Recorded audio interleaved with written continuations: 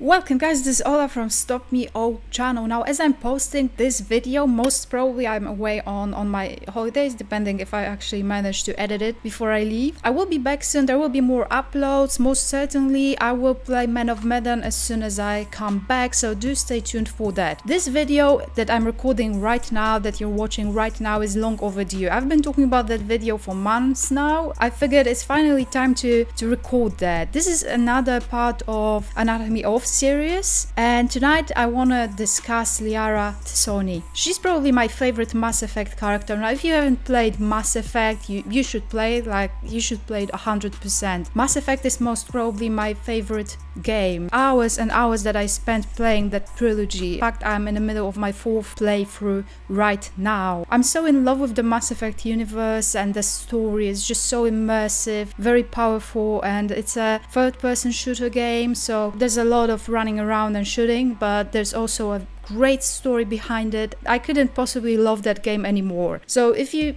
haven't tried Mass Effect, then I do recommend it. If you have, you might enjoy that video, because tonight I want to discuss Liara, my favorite Mass Effect character. Liara's development was probably the most advanced one, and also apart from Shepard, she's the one character that got the most screen time. It feels like she's a crucial part of Mass Effect, right there next to Shepard. This is why I strongly believe that Liara is the canon romance of Mass Effect. Like, it is clear that the developers spent the most time developing that romance route. It has the most scenes, it has the most depth out of all the romances. Like, I don't wanna diminish your choices if you went for Kaidan. Why would you do it? Or Ashley or Miranda, but that's just Mass Effect 3. Or if you went for Garrus, for example, this is a great choice. Or Thane, even a better one. Great for you. But personally, I was never able to romance anyone other than Liara. She was always my favorite, my go-to romance route, and if I replay the trilogy for the 4th time or the 5th time or the 20th time, it will probably be always Liara. The only way that I can see romancing anyone else, that would be in Mass Effect 2, because Liara is not there, and then without the Shadow Broker DLC, most obviously, because the Shadow Broker DLC is centered around Liara. Liara is an Asari scientist. She's an archaeologist. She digs Protheans. Oh, that was such a terrible pun. Oh my.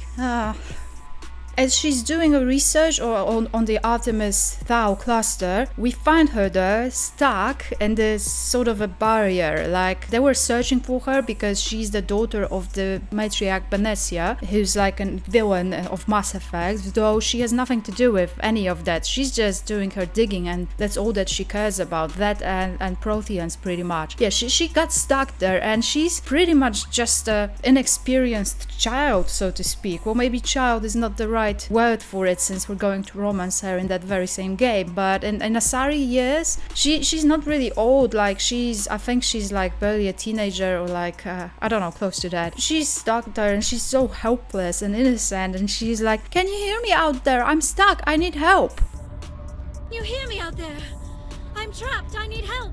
I think this is literally the first words she ever said in Mass Effect. As I was playing Mass Effect, I was playing it blindly. I didn't read, or should I say pre-read, about the romance routes or the story. I didn't know anything, and it was very natural to me that I wanted to go for the Liara romance straight away. She was doing her research, and she was very thankful when we actually saved her. Like, she was thankful, and we decided to take her with us, and she joined the Normandy crew. When she did that, our crew didn't actually trust her, because she was the daughter of the matriarch Benetia, like I said. She didn't even see her mother for years, so she didn't have anything to do with that. And as Shepard, we had a choice of trusting her, and obviously you got some extra points if you did trust her. Now, I should probably mention that I always play as female Shepard, and I always play the Paragon route. When it comes to Mass Effect, like, I have so many strict rules. It's always Paragon, it's always Liara, and it's always female Shepard. I sometimes change my other choices, for example, sacrifice Ashley or sacrifice Kaidan. I was never able to actually save Mordin in Mass Effect 2, or was it 3? Well, I just thought that it was a cool redemption arc. Yeah, we're not talking about Mordin, that could be another video. Mordin was so cool, by the way. So yeah, as she joins our crew, we find out that she doesn't really know a lot of things. She doesn't know about relationships, she doesn't know about what's been going on. She was pretty much taking care of her Prothean passion, and she's been into Protheans for years and years. She wants to explore the hell out of them, so you can only imagine how excited she was when Havik joined our crew in Mass Effect 3, like the actual living Prothean. But yeah, we'll get to that. So as Mass Effect plot carried on, we got closer and closer to Liara, and there was a possibility of romancing her, and I think our crew members also started to trust her. Liara admitted that she's very interested in Shepard. Now the reason being is that Shepard had a connection to the beacon, a beacon that was built by the Protheans, so it wasn't really clear if she's interested in our connection to the Protheans or if she's actually interested in us. But she explained that she never actually had any relationship, she doesn't understand how it all works, so she was such a sweet, innocent person at this time. She's also such a good person, she's always willing to see the good in people, not the bad, like even Saren, like she was trying to justify his actions, but in a good way, and also Benessia, so her mother. Yet she did actually help us out when it comes to killing Benessia. As time goes by, she opens up to Shepard. She actually admits that she has some feelings for Shepard, yet she doesn't want to actually pursue them yet because she doesn't feel ready. She still needs time to figure it all out. It's all very sweet and endearing, really. Now, until the point where we reach that final battle in the game, sort of. Only then Liara decides to take a step further and join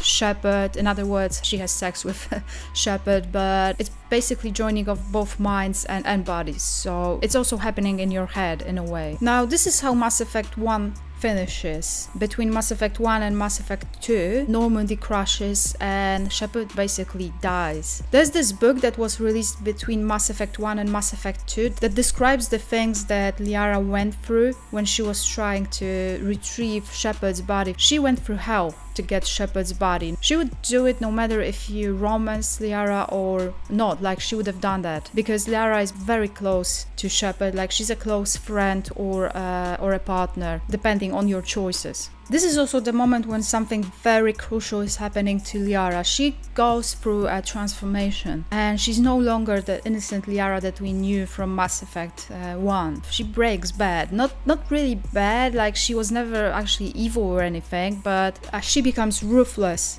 She becomes an information broker and she's no longer the sweet innocent Liara that we knew. She went through Shepard's loss and she was hurting, and that grief led her to becoming another person pretty much. So when we see her again in Mass Effect 2, the Shadow Broker DLC, because in Mass Effect 2 she's not actually part of our crew, sadly. I don't understand that decision, but okay. I mean, Shadow Broker was cool enough and long enough for us to feel that Liara is actually part of our crew, sort of, at least for these 2 hours or however long the DLC is. So when we see her again, finally, this is how she's acting.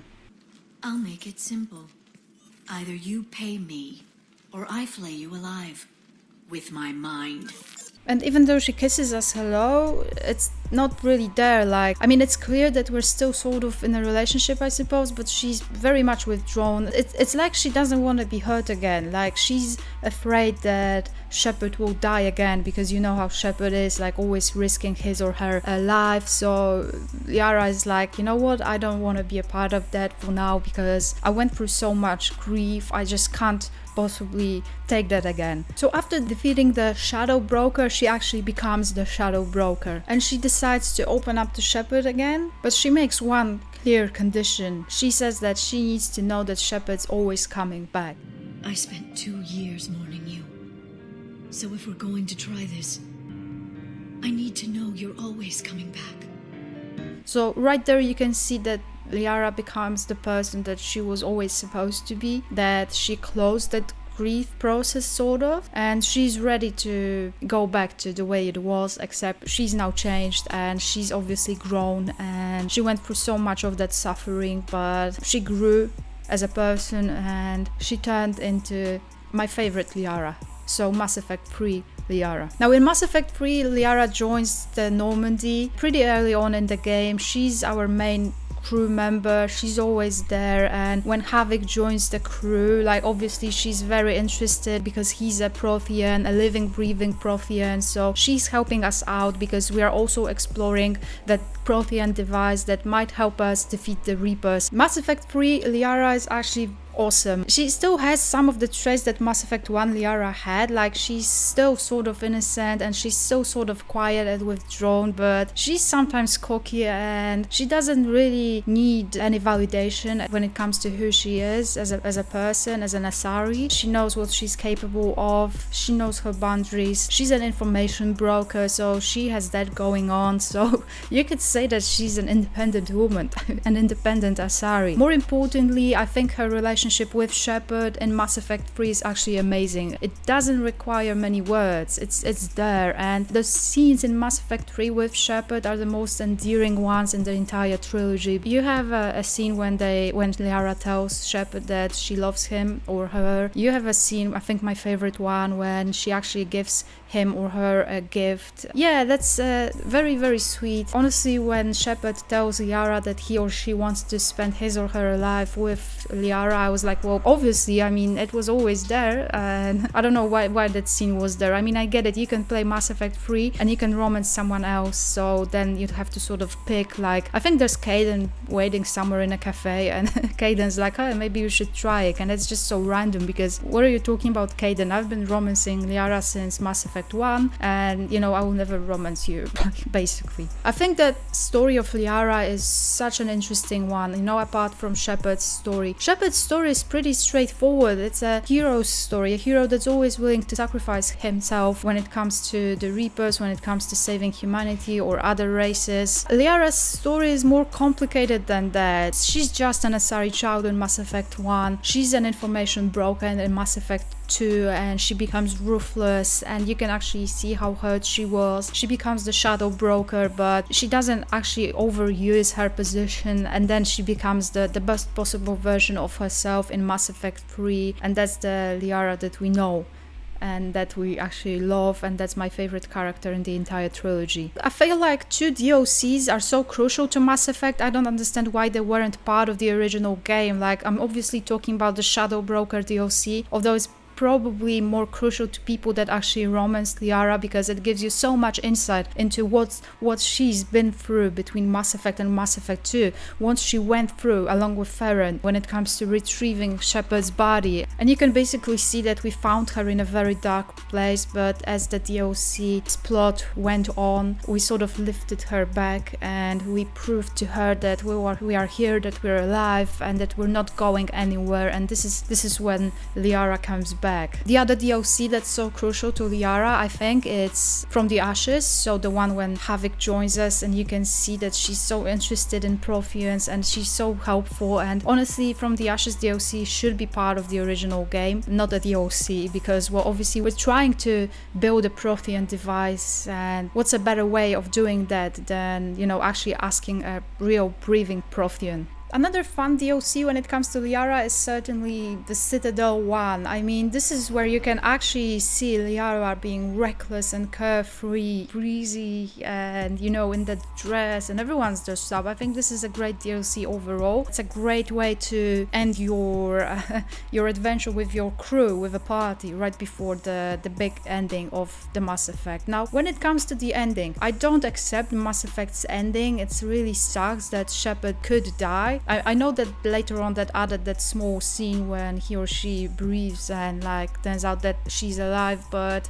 I'm not buying that. I don't accept it, so I installed a happy ending mode, and this is the only acceptable ending for me, because to me, when it comes to me, my Shepard and my Liara, they spend their lives together and they have lots of blue babies, pretty much. I actually made a video about why I think Liara is the canon romance when it comes to Shepard, so that video is on my channel, you can check it out. Also, I captured every single interaction that Liara and Shepard ever had. It's like more than 3 hours long, it's also on my channel. I think this is pretty much what I wanted to say. I love Liara, her story arc is amazing, just as great as Shepard's, and I will always think that she's the most important crew member when it comes to Normandy, when it comes to Shepard. My Shepard always loved Liara, never cheated on Liara, never romanced anyone else, so you know, I might be a bit biased, but it's just the way it is. Thank you so much for watching. Remember to drop a like and subscribe. There are social media links down below, and stay safe guys. This was Ola from Stop Me All channel.